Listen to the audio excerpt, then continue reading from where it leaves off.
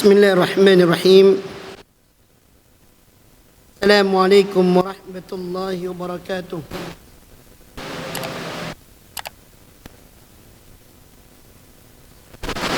Innal hamdalillah nahmaduhu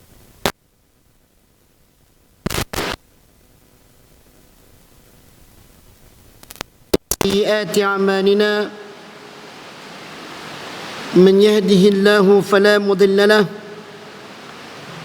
ومن يضلل فلا هادي له أشهد أن لا إله إلا الله وحده لا شريك له وأشهد أن محمدا عبده ورسوله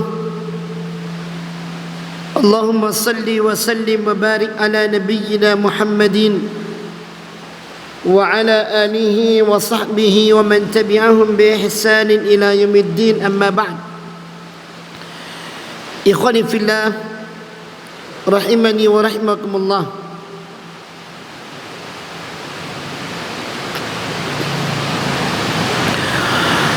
Alhamdulillah, puji syukur kita panjatkan pada Allah atas nikmat yang Allah limpahkan kepada kita semuanya. Semoga nikmat ini terus dilimpahkan oleh Allah kepada kita, membawa kebaikan dan keberkahan dalam kehidupan kita, dan menjadi sarana untuk meningkatkan iman dan takwa kita serta ibadah kita kepada Allah Subhanahu wa taala. Ma'asyiral muslimin rahimani wa rahimakumullah. Dalam kajian kitab Minhajul Muslim, pada pertemuan kali ini kita akan membahas tentang Al-Faslus Tsamin, pembahasan yang ke-8, yaitu Al-Imanu Bir-Rusul, iman kepada para Rasul. Iman kepada para Rasul. Setelah kita kemarin beriman kepada kitab, kemudian membahas tentang iman kepada Al-Quran, pada kesempatan kali ini kita akan membahas iman kepada para Rasul. Disebutkan, yu'minul muslimu bi anna Allah ta'ala qad istafa minan nasi rusulan. Seorang muslim harus beriman bahwasanya Allah Subhanahu wa taala telah memilih di antara manusia menjadi rasulnya. Wa auha ilaihim bi syar'ihi. Allah memberikan wahyu kepada utusan tersebut, rasul tersebut, tentang syariatnya. Wa ahida ilaihim bi iblaghihi liqat'i hujjatin nasi alaihi yaumil qiyamah. Dan Allah memerintahkan kepada mereka untuk menyampaikan syariat tersebut kepada manusia agar tidak ada lagi alasan bagi manusia di hari kiamat kelak ketika disidang oleh Allah Subhanahu wa taala. Wa arsalahum bil bayyinati. Allah mengutus para rasul itu dengan bukti-bukti sebagai tanda kerasulannya. Wa ayyadahum bil mu'jizati. Bahkan Allah pun memperkokoh para rasul itu dengan mukjizat-mukjizat. Ibtada'ahum bi nabiyhi Nuhin.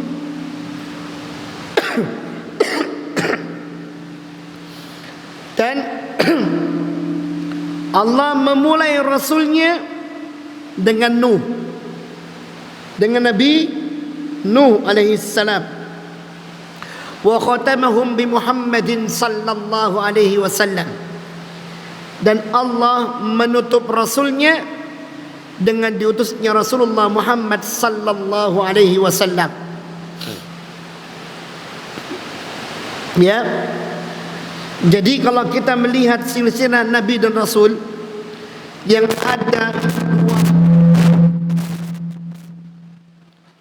ada 25 Nabi dan Rasul itu setelah Nabi Adam, Nabi Idris, kemudian Nabi Nuh. Ini tidak benar. Setelah Nabi Adam, Nabi Nuh, Nabi Idris di antara setelahnya. Ya. Setelah Nabi Adam, Nabi Nuh. Setelah Nabi Adam, Nabi Nuh. Dan Idris masuk di dalamnya. Di dalam apa namanya? Nabi-nabi selanjutnya. Ini. Jadi kalau ditanya Rasul pertama kali diutus oleh Allah, Nabi Nuh. Rasul terakhir Muhammad sallallahu alaihi wasallam. Wa annahum wa in kanu basharan yajri alaihi al-kathiru min al-a'rad al-bashariyah fayakuluna wa yashrabuna. Dan bahwasanya para rasul itu walaupun mereka manusia yang mengalir pada mereka berbagai macam sifat-sifat atau hal-hal yang menimpa manusia, seperti mereka makan, seperti mereka minum, wa yamradun, mereka sakit, wa yasihun, mereka sehat, wa yansuna wa yadhkurun, mereka lupa dan mereka ingat, wa yamutuna wa yuhyun, dan mereka mati atau mereka hidup. Fahum akmalul khalqillahi ta'ala alal itlaq. Rasul itu adalah makhluk Allah yang paling sempurna. Rasul itu makhluk Allah yang paling sempurna, paling baik. Secara umum Rasul yang terbaik. Kalau ditanya manakah di antara manusia yang paling baik, jawabannya para rasul. Ya. Mereka sama dengan manusia yang lain, tapi mereka memiliki keistimewaan, memiliki kelebihan. Dan kelebihan itu adalah bentuk kesempurnaan yang mereka miliki, yang diberi oleh Allah Subhanahu wa taala. Wa afdaluhum bila istithna. Bahkan para rasul itu adalah makhluk yang paling utama tanpa terkecuali. Wa annahu la yatimmu imanu 'abdin illa bil imani bihim jami'an. Dan bahwasanya iman seorang kepada Allah tidak dikatakan sempurna, tidak bisa diterima kecuali dengan iman kepada para rasul semuanya, jumlatan wa tafsilan, baik secara global maupun terperinci. Ya, wa dzalika lil adillatin naqliyatil wal aqliyah. Dan semua ini adalah dengan bukti-bukti yang nyata, baik bersumber dari dalil nakli maupun dalil akli. Artinya benar di sana Allah itu mengutus rasulnya dari kalangan manusia. Apa di antara bukti-bukti atau dalil-dalil nakli? Kita ambil dari Al-Quran. Salah satunya di dalam surah An-Nahl ayat 36. Allah Subhanahu wa taala berfirman, "Wa laqad ba'atsna fi kulli ummatin rasula an i'budullaha wajtanibut taghut." Sungguh telah kami utus pada setiap umat itu seorang rasul. Mereka membawa misi mengatakan kepada umatnya, an ya'budullah, hai kaumku, sembahlah oleh kalian Allah, wajtanibut taghut, tinggalkan itu taghut, yaitu sosok-sosok yang disembah selain Allah.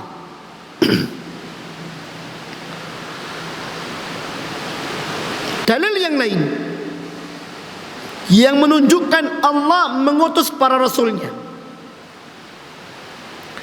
adalah dalam surah Al-Hajj ayat 75. Allah Subhanahu wa taala berfirman,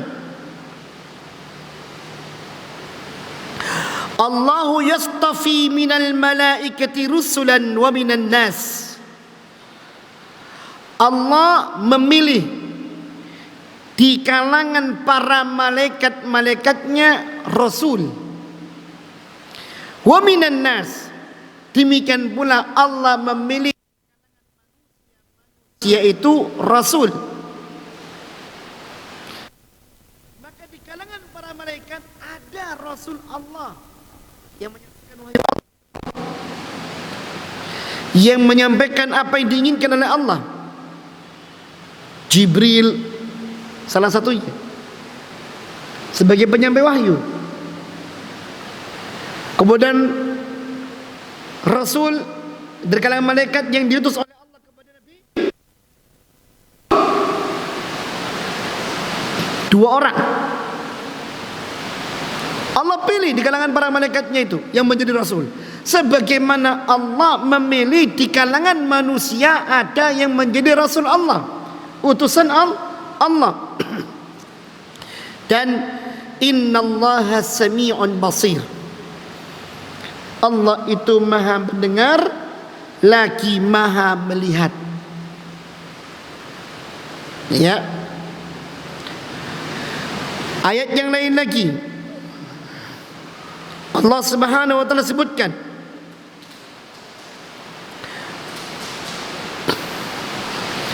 di dalam surah An-Nisa ayat 163 sampai 165. Panjang ayat ini. Inna awhayna ilaika kama awhayna ila Nuhin wan nabiyyin min ba'di. Wahai Muhammad, sesungguhnya kami telah memberikan wahyu kepadamu sebagaimana kami telah memberikan wahyu kepada Nuh dan nabi-nabi setelahnya. Wa wahayna ila Ibrahim wa Ismail wa Ishaq wa Yaqub wal asbat. Dan kami juga memberikan wahyu kepada Ibrahim, Ismail, Ishaq, Yaqub dan asbat, wa Isa wa Ayyub wa Yunusa. Sebagaimana kami pun juga memberikan wahyu kepada Isa, Ayyub dan Yunus, wa Harun wa Sulaiman, dan Harun dan Sulaiman, wa ataina Dawud az-Zabura, dan kami pun telah memberikan kepada Dawud Zabur, kitab Zabur. Wa rusulan qad qasasnahum alaik, itulah rasul-rasul. Sebagaimana kami juga telah mengirimkan rasul-rasul yang kami ceritakan kepadamu min qabl, dari rasul-rasul sebelumnya. Wa rasulan lam naqsushum alaik, sebagaimana kami juga mengutus para rasul yang belum pernah kami ceritakan kepadamu wahai Muhammad. Wa kallama Allah Musa taklima, dan Allah berbicara langsung dengan Musa secara langsung tanpa perantara. Rusulan mubasysyirin wa mundzirin, mereka itu adalah semuanya rasul, memberikan berita gembira dan memberikan berita ancaman. Li'alla yakuna lin-nasi 'ala Allah hujjah ba'da rusul, agar tidak ada lagi nanti bagi manusia hujjah, alasan, bantahan kepada Allah setelah diutusnya para rasul tersebut ketika mereka disidang di hari kiamat kelak. Wa kana Allahu 'azizan hakima, dan adalah Allah Tuhan yang maha perkasa lagi maha bijaksana. Jelas bagaimana Allah Subhanahu wa taala menerangkan tentang rasul yang diutusnya. Sampai-sampai kata Allah dalam surah Al-Hadid ayat 25, Allah mengatakan laqad arsalna rusulan bil bayyinati, dan sungguh kami telah mengutus para rasul dengan keterangan-keterangan yang jelas. wa anzalna ma'ahumul kitab wal mizan, dan kami telah menurunkan kepada mereka ya kitab wal mizan serta timbangan, liyaquman nasu bil qist, agar manusia mau berbuat adil, agar manusia mau berbuat adil. Nah, maka dari itu, dari sekian banyak dalil ini, tidak boleh bagi setiap orang muslim menolak adanya Rasul. Apa yang Allah beritakan tentang Rasul, baik global maupun terperinci, harus diimani. Diawali dari Nuh, harus kita imani. Diakhiri dengan diutusnya Muhammad sallallahu alaihi wasallam, harus kita imani. Ya. Kalau ada yang bertanya, kenapa Nabi Adam tidak disebutkan? Nabi Adam nabi. Di masanya semua patuh kepadanya. Tidak ada pertentangan. Anaknya yang membangkang telah dia binasakan oleh Allah Ta'ala. Ya, ini. Nah, baru setelah Nabi Adam meninggal, keturunan-keturunan yang kemudian berkembang, muncullah kemudian kesyirikan. Orang-orang saleh seperti Wad, Suwa, Yaghus, Ya'uq, Nasr, yang mati dari waktu yang hampir tidak berjauhan waktunya, disembah. Disembah. Akhirnya Allah angkat Nuh untuk kemudian mengingatkan manusia agar mereka berhenti dari perbuatan menyembah selain Allah Subhanahu wa taala. Muncullah pertentangan, muncullah pertikaian. Tidak ada yang beriman dengan Nabi Nuh kecuali segelintir orang yang hanya menaiki sebuah kapal yang dibuatnya, yang kemudian yang lainnya habis ditelan oleh air bah. Dan generasinya Nabi Nuh adalah generasi manusia periode kedua. Itu ya. Maka Nabi Idris pun setelahnya, bukan sebelumnya. Ini yang harus kita dudukkan. Dan disebutkan pula oleh Ibnu Katsir dalam kitabnya Qisasul Anbiya.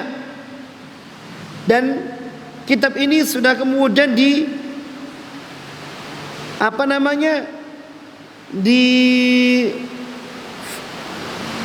lagi tentang hadis-hadisnya. Kemudian muncul kitab namanya Sahih Qisasul Anbiya yang ditulis oleh Salim bin Aid Al-Hilali, hafizahullah ta'ala. Nah, ya,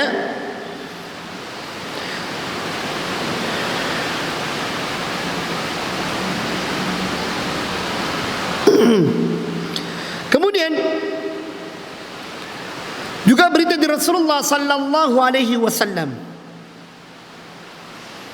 dalam riwayat Bukhari, Rasulullah sallallahu alaihi wasallam menyebutkan tentang diutusnya beliau dan diutusnya nabi-nabi sebelum beliau. Kata beliau, "Ma ba'atsallahu min nabiyyin illa anzara qaumahu al-a'war al-kadzdzab."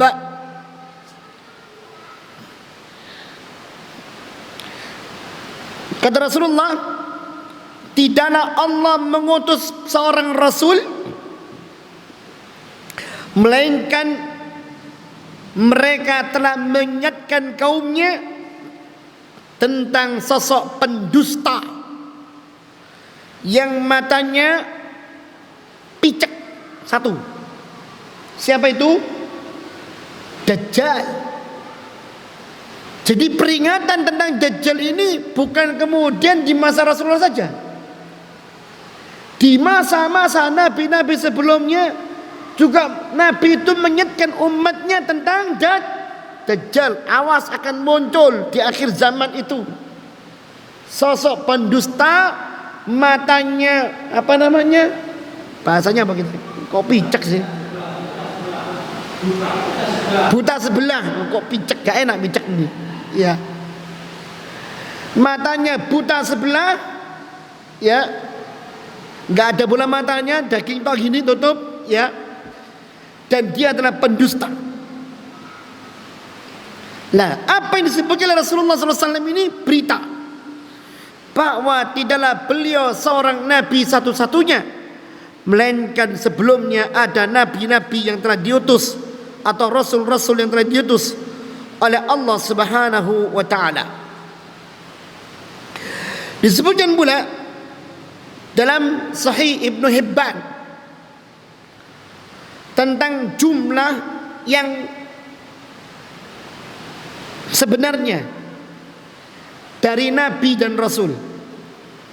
Dalam riwayat Abu Dzar Al-Ghifari disebutkan, ya, bahwa Rasulullah sallallahu alaihi wasallam mengatakan jumlah para nabi itu adalah mi'atun wa yashruna alfan, 120.000 nabi. Wal mursalun, sedangkan para rasul jumlahnya adalah dari 120 itu, ya, yang diutus sebagai rasul adalah 313, adalah 313 rasul. Jadi yang diutus nabi itu 120.000. Dari 120.000 itu yang diangkat menjadi rasul oleh Allah Ta'ala itu adalah 313. Ini dalam riwayat Ibnu Hibban, ya, bersumber dari hadis Abu Dzar Al-Ghifari, seorang sahabat Rasulullah SAW. Rasulullah mengatakan demikian, ya. Nah, lebih lanjut lagi bahwasanya di sana juga ada nabi sebelum Rasulullah sallallahu alaihi wasallam. Rasulullah sallallahu alaihi wasallam mengatakan dalam hadis riwayat Ahmad dan Baihaqi, "Walladzi nafsi biyadi," demi Allah yang jiwaku ada dalam genggamannya.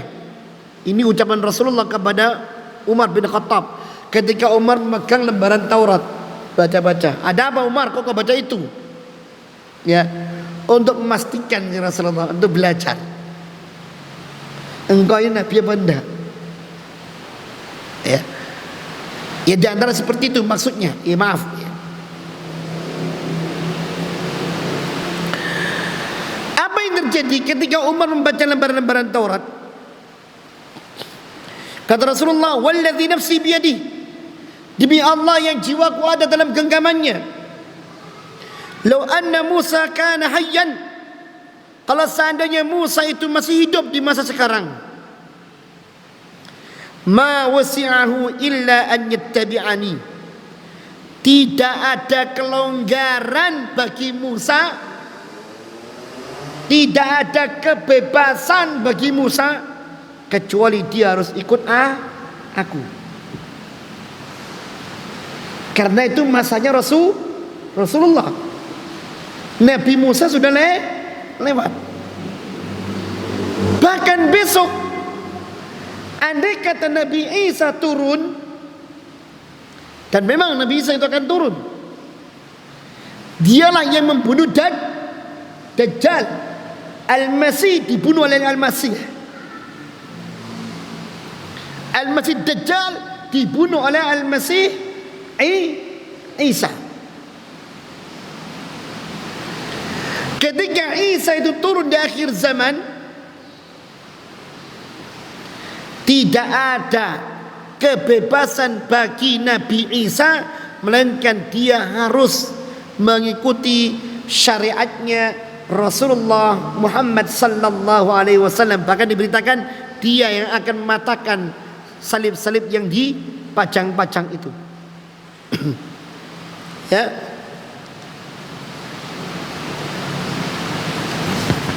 Nah,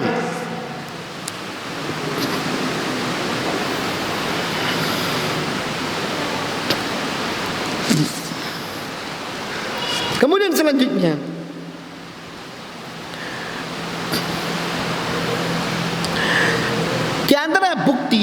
Dalil nakli, kita masih dalil nakli ya. Dalil sumber ilahiyah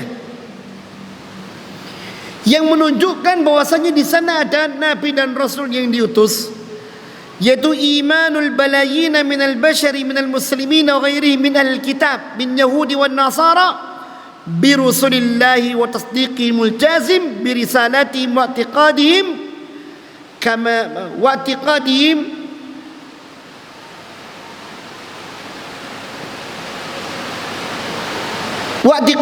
kama lahum wa istifa'illahi lahum.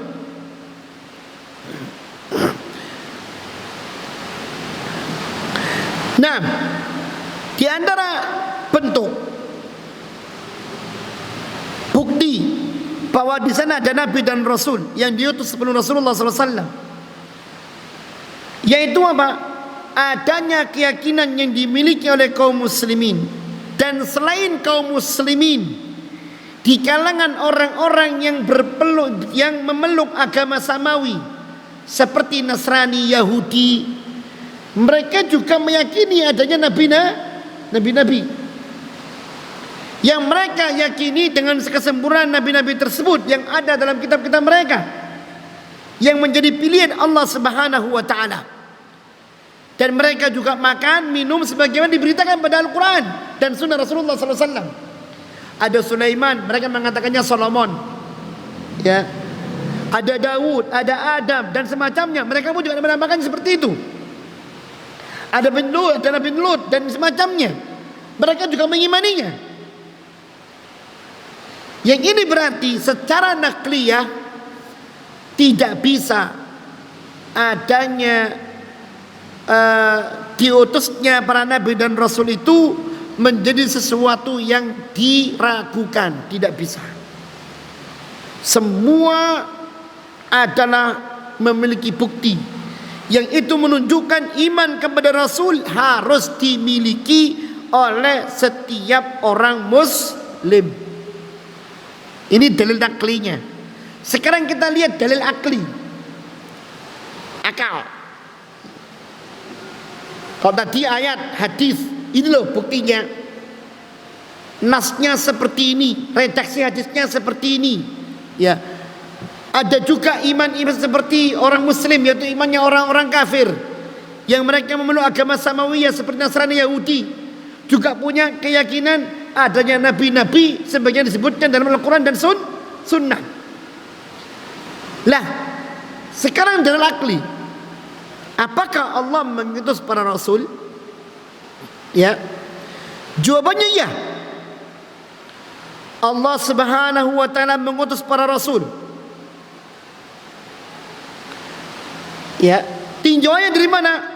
Tinjauannya pertama secara rububiyah dan rahmatnya Allah Subhanahu wa taala. Yaitu ketika Allah secara rububiyah ingin menerangkan kepada hamba-hamba, dialah Allah Rabbul Alamin, dialah Allah pencipta alam semesta, dialah Allah yang mengaturnya. Ya, maka bentuk ini atau risalah ini tidak akan sampai kepada hamba tanpa adanya Rasul yang menjadi perantara antara apa yang diinginkan oleh Allah dengan hamba. Ya, tidak akan dikenal Allah itu Rabbul Alamin. Tidak akan dijangkau yang namanya rahmatnya Allah oleh hamba kalau tidak ada yang menyampaikan masalah tersebut sebagai perantara antara Allah dengan makhluk, yaitu siapa? Para rasul. Ya. Maka rasul inilah yang kemudian berperan untuk memberikan wejangan kepada makhluk tentang siapa yang memiliki alam semesta, siapa yang mengaturnya, siapa yang menciptakannya, siapa yang kemudian memberikan rezeki pada manusia, bagaimana manusia bisa menjadi umat yang berbahagia, terhindar dari kesengsaraan dan semacamnya. Itu semuanya tugasnya para rasul, dan Allah utus para rasul tersebut. Ya. Dan itu bukti. Ya. Yang kedua,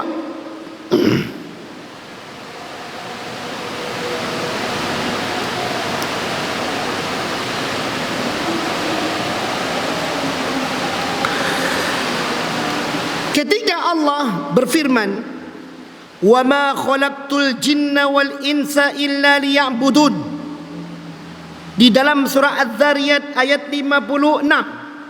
Surah Az-Zariyat itu surat ke-51 ayat ke-56, yang artinya, "Tidaklah aku ciptakan jin dan manusia melainkan agar mereka beribadah kepadaku." Maka ingat, tujuan penciptaan ini tidak akan mungkin bisa tegak tanpa adanya para rasul yang diutus oleh Allah Subhanahu wa taala.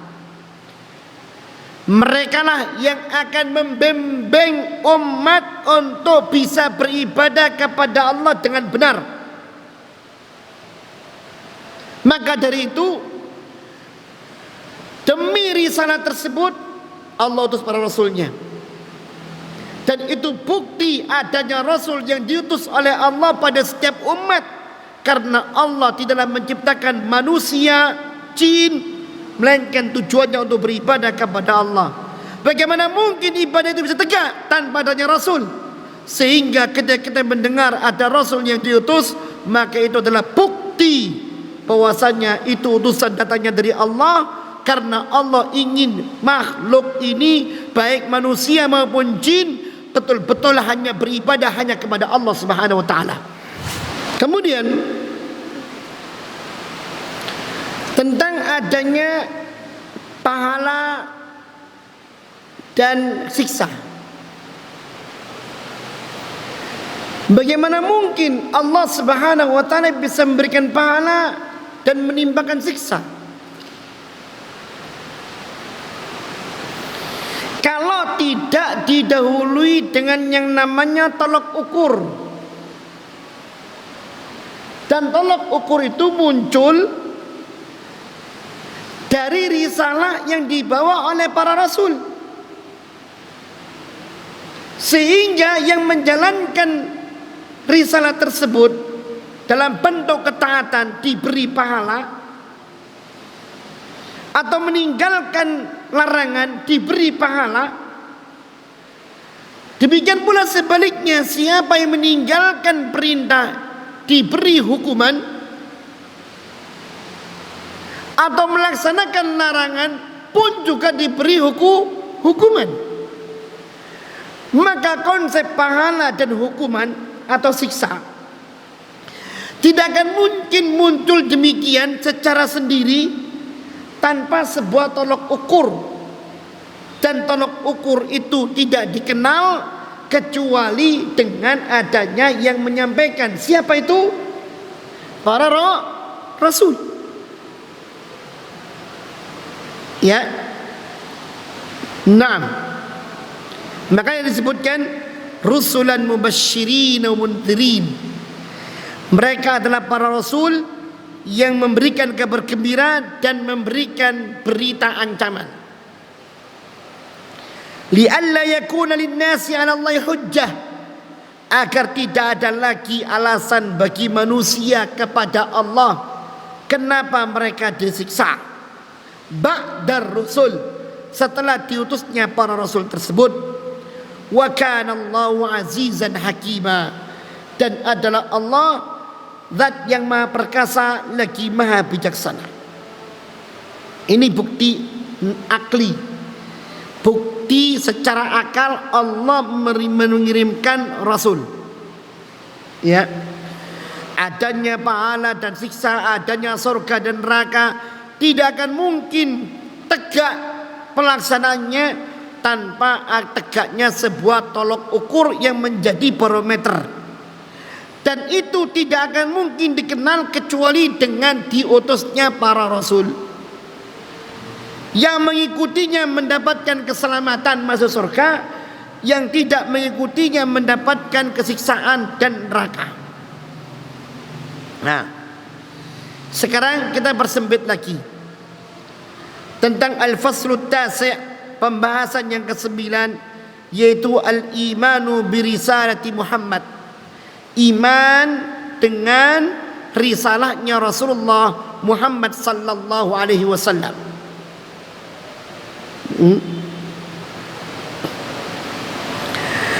Dari sekian rasul, seorang mukmin harus beriman bahwa ada nabi terakhir, yaitu Rasulullah Muhammad sallallahu alaihi wasallam, yang Allah katakan, "Ma kana Muhammadun aba ahadim min rijalikum walakin Rasulullah wa khataman nabiyyin," dalam surah Al-Ahzab ayat 40. Muhammad itu bukanlah seperti bapak di antara bapak-bapak kalian, tetapi dia adalah seorang rasul dan penutup para nabi. Maka tidak ada nabi setelah Rasulullah Muhammad sallallahu alaihi wasallam. Maka dari itu seorang muslim harus beriman dengan kerasulan Muhammad. Walaupun beliau Muhammad itu nabi yang ummi, yang tidak bisa membaca, tidak bisa menulis. Rasulullah Muhammad berasal dari keturunan Bani Hashim, yang itu sampai kepada silsilahnya Nabi Allah Ismail alaihi salam. Imannya seorang muslim kepada Rasulullah adalah bahwa dia seorang rasul yang diutus oleh Allah Subhanahu wa taala kepada seluruh umat, bukan kepada suku Arab saja, tidak, tetapi kepada seluruh umat. Bahkan risalahnya mencakup risalah yang mengenai para jin. Bahkan hikmah risalahnya pun dirasakan oleh seluruh makhluk di muka bumi. Karena Allah mengatakan, "Wa ma arsalnaka illa rahmatan lil alamin." Tidaklah kami utus engkau Muhammad melainkan sebagai rahmat bagi seluruh alam semesta. Surat Al-Anbiya ayat 107. Ya. Maka dari itu diutusnya Rasulullah sallallahu alaihi wasallam untuk seluruh manusia, baik dia berkulit hitam maupun berkulit putih, berhidung mancung atau tidak, mata sipit atau mata pimpong, ya, mata besar.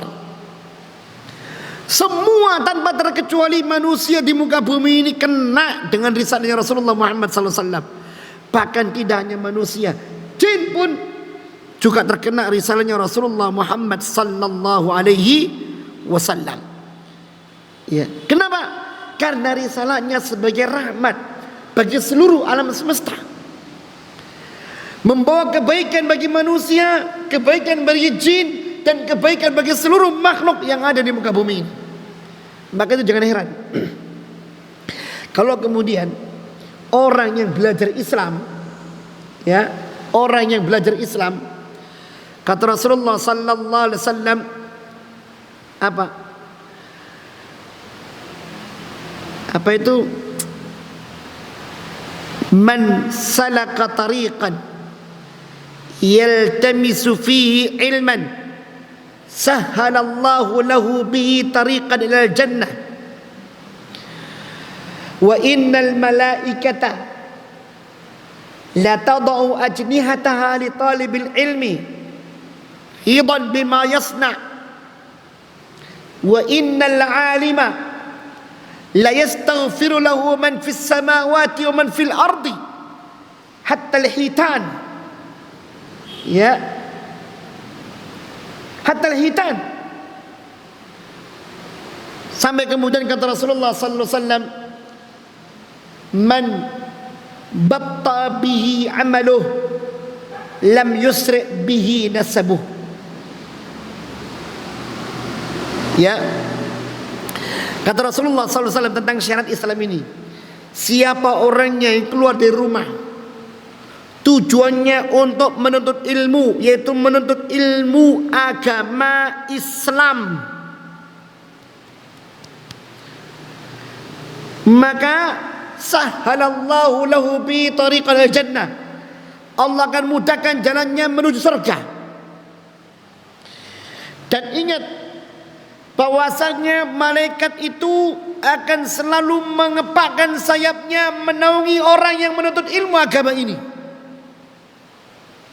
Dan ingat bahwasanya orang yang punya ilmu agama ini, ilmu syariat ini, akan senantiasa dimintakan ampun kepada Allah oleh seluruh makhluk yang ada di langit dan di bumi.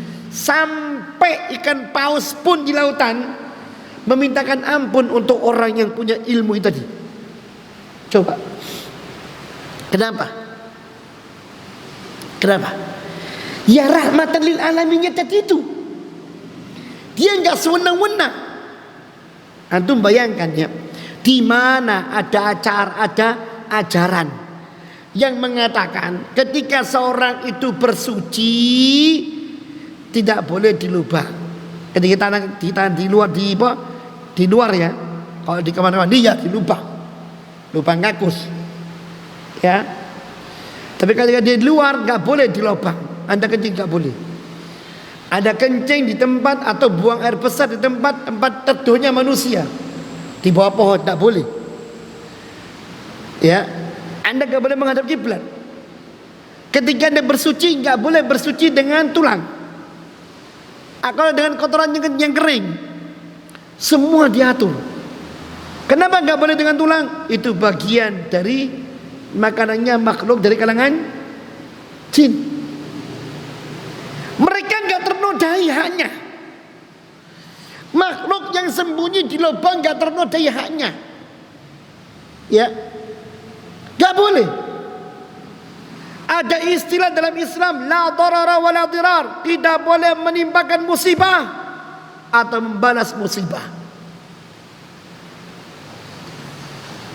Ya, tidak boleh menimpakan musibah atau membalas musibah, atau tidak boleh menimpakan musibah pada diri sendiri atau orang yang lain. Di mana ada ajaran seperti ini kalau nggak di Islam? Lihat rahmatnya sampai seperti itu. Sampai seperti itu. Makanya dimintakan ampun kepada Allah oleh makhluk-makhluk tadi. Bukan orang yang belajar fisika, matematika dan semacamnya, enggak. Tapi orang yang belajar ilmu agama ini. Ya. Maka inilah keyakinan seorang muslim, bahwasanya Rasulullah Muhammad sallallahu alaihi wasallam diutus oleh Allah sebagai seorang rasul untuk seluruh umat. Bahkan risalahnya mencakup risalah untuk kalangan jin. Bahwa risalah ini risalah yang mengandung rahmat lil alamin. Tidak tertutup pada satu suku. Kemudian tidak untuk suku yang lainnya, enggak. Semuanya terkena. Makanya kata Rasulullah Muhammad sallallahu alaihi wasallam dalam hadis Muslim, la yasma'u bi akhiru hadhil ummah yahudiyun kana aw nasraniyun thumma yamutu wa lam yu'min bima ursiltu bihi illa annahu min ashabin nar. Tidaklah ada umat di akhir zaman ini yang mendengar namaku, disebutkan nama Rasulullah Muhammad SAW, yang mendengar namaku, entah itu dari kalangan Yahudi maupun Nasrani atau siapapun, yang mendengar namaku lalu dia mati tidak beriman kepadaku, melainkan dia pasti menjadi penghuni neraka. Ya. Beda dengan Nasrani dan Yahudi. Untuk Bani Israel, bukan untuk yang lainnya. Mencari domba yang sesat kok kemudian nyasar. Anda cari domba sesat di kalangan Bani Israel, jangan di Mojokerto, ya, keliru. Ini bukan domba sesat, ini umatnya Muhammad. Ya, kalau Anda bukan Bani Israel, ya keliru. Anda beragama Nasrani atau Yahudi. Karena risalahnya untuk Bani Israel. Sebagaimana risalah Nabi Hud untuk kaum Nabi siapa? Ad, untuk kaum Ad. Nabi Saleh untuk kaum Samud. Nabi Syuaib untuk kaum Madian. Begitulah seterusnya. Rasulullah Muhammad sallallahu alaihi wasallam untuk seluruh umat. Untuk seluruh umat. Dan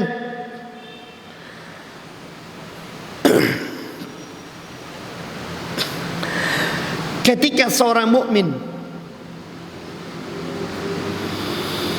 beriman kepada Rasulullah Muhammad sallallahu alaihi wasallam,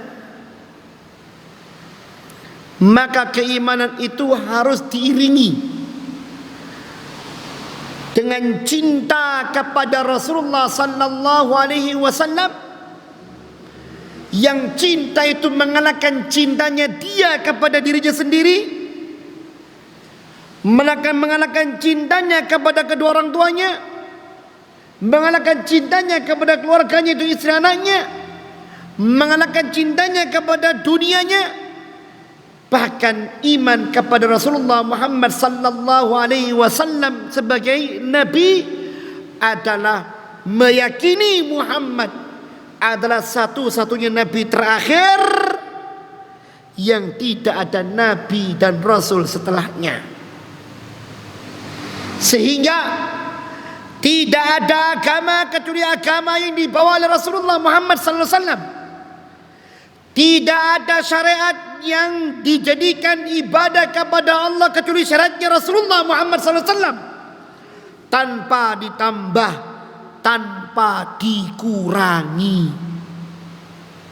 Ya. Allah Subhanahu wa taala berfirman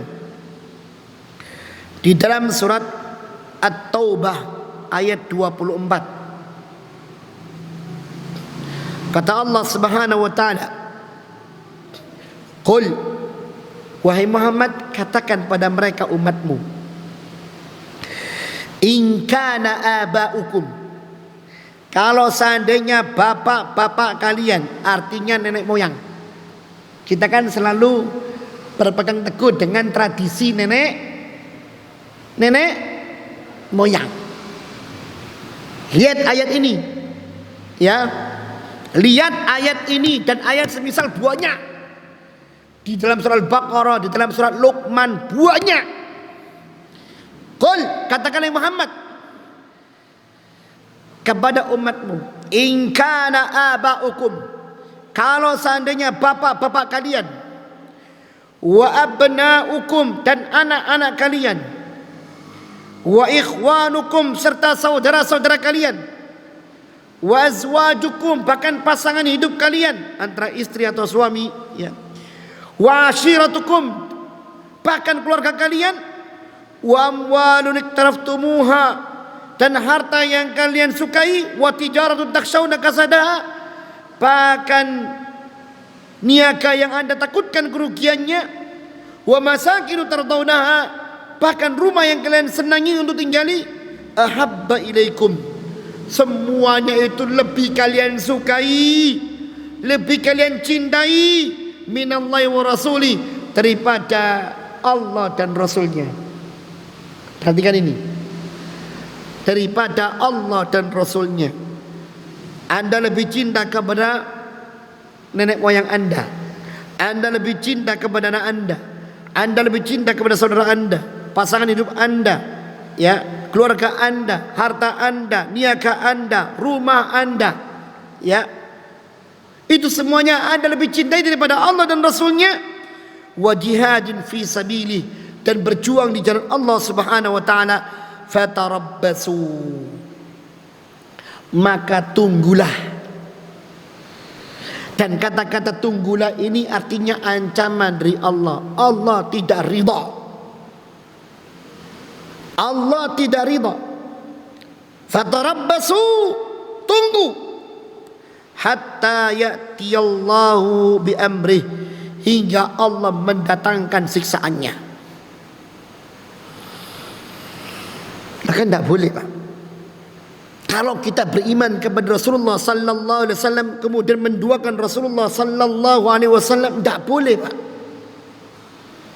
Sampai-sampai dalam kata Rasulullah sallallahu alaihi wasallam dalam sebuah hadisnya, dan hadis ini walaupun ulama ada yang mendhaifkannya, tapi Imam Nawawi menuliskannya dalam kitab Arba'in Nawawinya, dan banyak syawahid, banyak penguat tentang hadis ini. Kata Rasulullah sallallahu alaihi wasallam, la yu'minu ahadukum, tidak bisa kalian ini dikatakan beriman.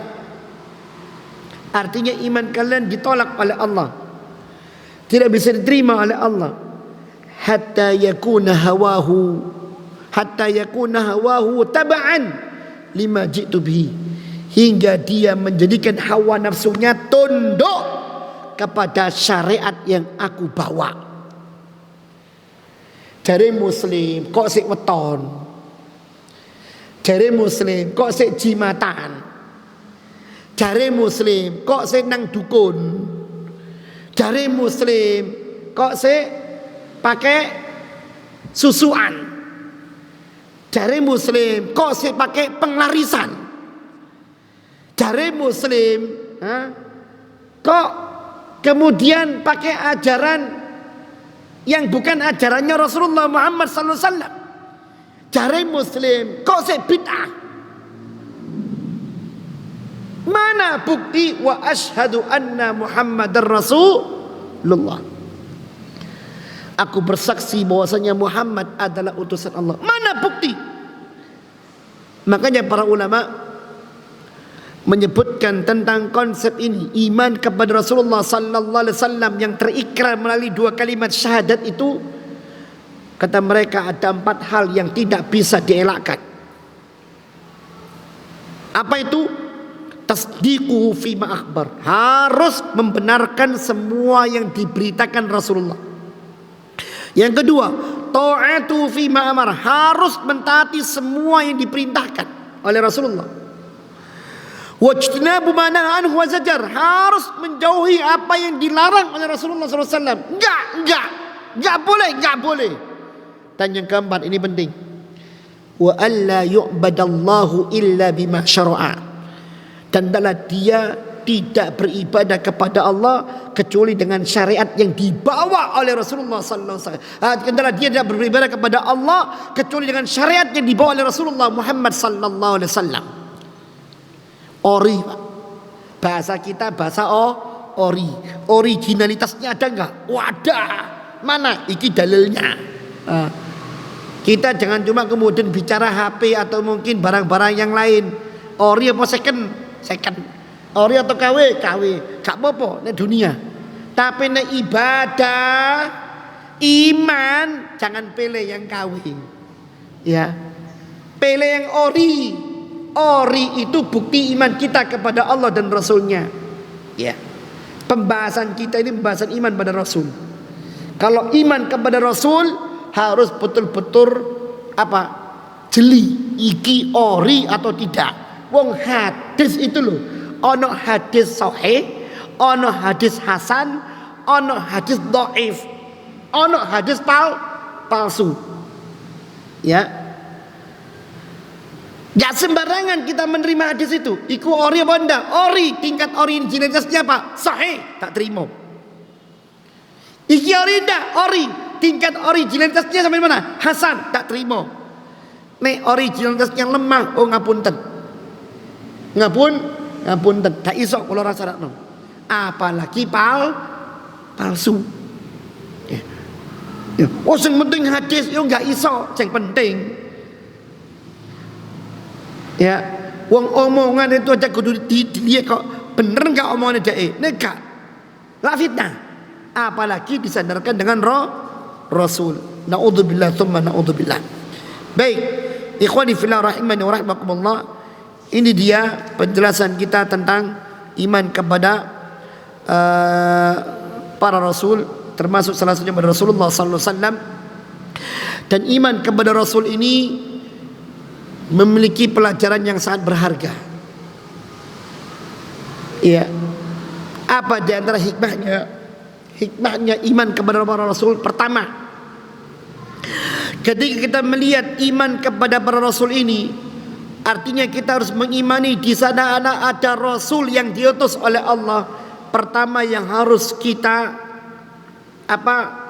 pahami bahwa Allah itu benar-benar welas asih. Allah itu benar-benar rahmatan. Allah itu benar-benar Rahman dan Rahim kepada para hambanya. Ketika Allah menciptakan hambanya, tujuannya untuk beribadah kepada Allah, tidak dilepas secara liar. Wes karepmu, bah ya apa ibadah nang aku, pokok ibadah enggak. Itu justru akan membuat keporak-perandaan. Masing-masing orang datang dengan gayanya dan akan menafikkan, akan meniadakan, akan menghantam pola milik ibadah orang lain. Akhirnya apa? Bukan lagi keteraturan tapi kehancuran yang muncul. Maka dari itu Allah Subhanahu wa taala ketika menciptakan makhluknya yaitu manusia dan jin, dan kemudian Allah membebani mereka dengan ibadah, Allah utus para rasulnya untuk mengajari mereka bagaimana ibadah kepada Allah, mengenal Allah, mentauhidkan Allah Subhanahu wa taala, dan ini bentuk kasih sayang Allah. Betul-betul welas asih. Dituntun kita ini.